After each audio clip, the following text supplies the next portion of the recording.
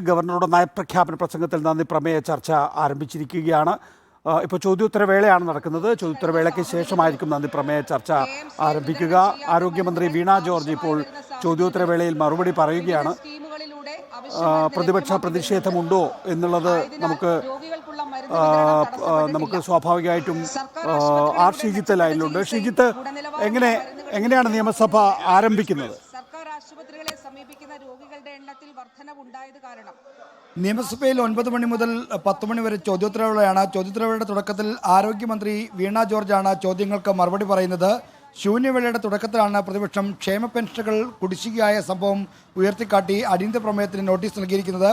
Rule 50 പ്രകാരമുള്ള notice speaker N Shamseer പരിഗണനയ്ക്കെടുത്താൽ ഇതേപ്പറ്റി അടിയന്തര പ്രമേയത്തിന് അനുമതി തേടിക്കൊണ്ടുള്ള ഒരു ചർച്ച നടക്കും. എന്തായാലും ഈ റൂൾ 50 പ്രകാരമുള്ള നോട്ടീസ് പരിഗണിക്കാൻ തന്നെയാണ് സാധ്യത. 5 മാസത്തെ ക്ഷേമ പെൻഷനുകൾ കുടിശ്ശികയായത് മൂലം ചക്കിട്ടപ്പാറയിൽ വയോധികൻ ആത്മഹത്യ ചെയ്ത സംഭവം ചൂണ്ടിക്കാണിച്ചുകൊണ്ടാണ് PC വിഷ്ണുനാഥ് അടിയന്തര പ്രമേയത്തിന് അനുമതി തേടിയിരിക്കുന്നത്. എന്തായാലും ഇന്ന് സഭാ തലത്തെ കലുഷിതമാക്കാൻ പോകുന്നത് ഈ ക്ഷേമ പെൻഷൻ കുടിശ്ശിക ആയിരിക്കും. എന്നാൽ സർക്കാർ മറുവാദം ഉന്നയിച്ചതിനെ പ്രതിരോധിക്കാൻ സാധ്യതയുണ്ട്. UDF സർക്കാരിൻ്റെ കാലത്ത്, പ്രത്യേകിച്ച് ഉമ്മൻചാണ്ടി സർക്കാരിൻ്റെ കാലത്ത് 18 മാസമാണ് ക്ഷേമ പെൻഷനുകൾ മുടങ്ങിയത്. ഇപ്പോൾ 5 മാസക്കാലത്ത് മാത്രമാണ് മുടങ്ങിയിട്ടുള്ളത്.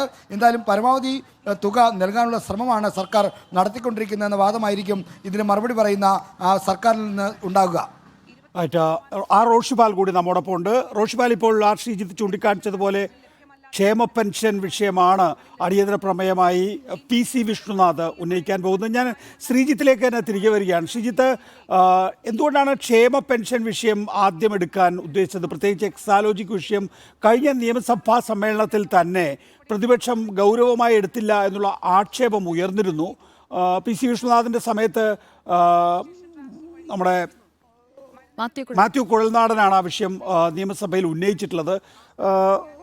എക്സാലോജിക് ആ നിലയിൽ ഉയർന്നു വരില്ല എന്നാണോ കരുതേണ്ടത്? നികേഷ്, എക്സാലോജിക് വിഷയം നിയമസഭയിൽ ഉന്നയിക്കാൻ തന്നെയാണ് പ്രതിപക്ഷത്തിന് അടുത്ത ഘട്ടങ്ങളിൽ, അടുത്ത ദിവസങ്ങളിൽ അത്തരം കാര്യങ്ങൾ ഉണ്ടാകും. എന്നാൽ ഇപ്പോൾ ജനകീയ പ്രാധാന്യമുള്ള, ജനങ്ങളെ നേരിട്ട് ബാധിക്കുന്ന അടിയന്തര പ്രാധാന്യമുള്ള വിഷയങ്ങൾ സഭാതലത്തിൽ കൊണ്ടുവരുന്നതാണ് ഉചിതമെന്നാണ് പ്രതിപക്ഷത്തെ തീരുമാനം. UDF പാർലമെന്ററി പാർട്ടിയിൽ മറ്റും ഉയർന്ന ചർച്ചകൾ ആ നിലയ്ക്കാണ്. അതിൻ്റെ അടിസ്ഥാനത്തിലാണ് ഇന്ന് ക്ഷേമ പെൻഷൻ്റെ ഇഷ്യൂ സഭാതലത്തിൽ ഉന്നയിക്കുന്നത്. മാത്രമല്ല, ക്ഷേമ പെൻഷൻ കുടിശ്ശികയായതുമായി ബന്ധപ്പെട്ട് ഇന്ന് സഭയ്ക്ക് പുറത്ത് പ്രതിപക്ഷ അനുകൂല സംഘടനകളിലെ സമര പരിപാടികളുണ്ട്. അപ്പോൾ ഇത് രണ്ടു കൂടി ക്ലബ്ബ് ചെയ്തുകൊണ്ടുള്ള, അതായത് സഭയ്ക്കും അകത്തും പുറത്തും ഈ ക്ഷേമ പെൻഷൻ കുടിശ്ശികയായ വിഷയം ഉയർത്തിക്കൊണ്ടുവരിക എന്നൊരു രാഷ്ട്രീയ തീരുമാനത്തിൻ്റെ അടിസ്ഥാനത്തിലാണ് ഇക്കാര്യം ഉന്നയിക്കുന്നത്. ഇതോടൊപ്പം തന്നെ മാവേലി സ്റ്റോറുകൾ മാസങ്ങളായി അവശ്യ സാധനങ്ങളില്ല, സബ്സിഡി സാധനങ്ങൾ ഇല്ലാതായിട്ട് 3-4 മാസങ്ങളായി. ഇതുവരെയും ആ സബ്സിഡി സാധനങ്ങൾ പുനഃസ്ഥാപിക്കാൻ സർക്കാരിന് കഴിഞ്ഞിട്ടില്ല. മാവേലി സ്റ്റോറുകളിലെ റാക്കുകൾ ഒഴിഞ്ഞിടക്കുന്നു. ആ വിഷയവും നാളെയോ മറ്റന്നാളോ ആയി സഭാതലത്തിൽ ഉന്നയിക്കാൻ UDF തീരുമാനമുണ്ട്. അതുകൊണ്ട് തന്നെ ഇതൊക്കെ കഴിഞ്ഞായിരിക്കും എക്സാലോജിക് പോലുള്ള മറ്റ് വിഷയങ്ങൾ ഈ സഭാതലത്തിലേക്ക് അടിയന്തര പ്രമേയ നോട്ടീസായി മറ്റും വരാൻ സാധ്യതയുള്ളത്. ഓക്കെ, ആ ഷീജിത്താണ് വിശദാംശങ്ങൾ നൽകിയത്. പ്ലക്കാർഡുകളുമായിട്ടാണ് നിയമസഭയിൽ പ്രതിപക്ഷം എത്തിയിരിക്കുന്നത്. പ്രത്യേകിച്ച് ക്ഷേമ പെൻഷൻ ലഭിക്കാത്തതുമായി ബന്ധപ്പെട്ട് സംസ്ഥാനത്ത് ആത്മഹത്യ നടക്കുന്നതടക്കമുള്ള കാര്യങ്ങളാണ് പ്ലക്കാർഡുകളിൽ കാണുന്നത്.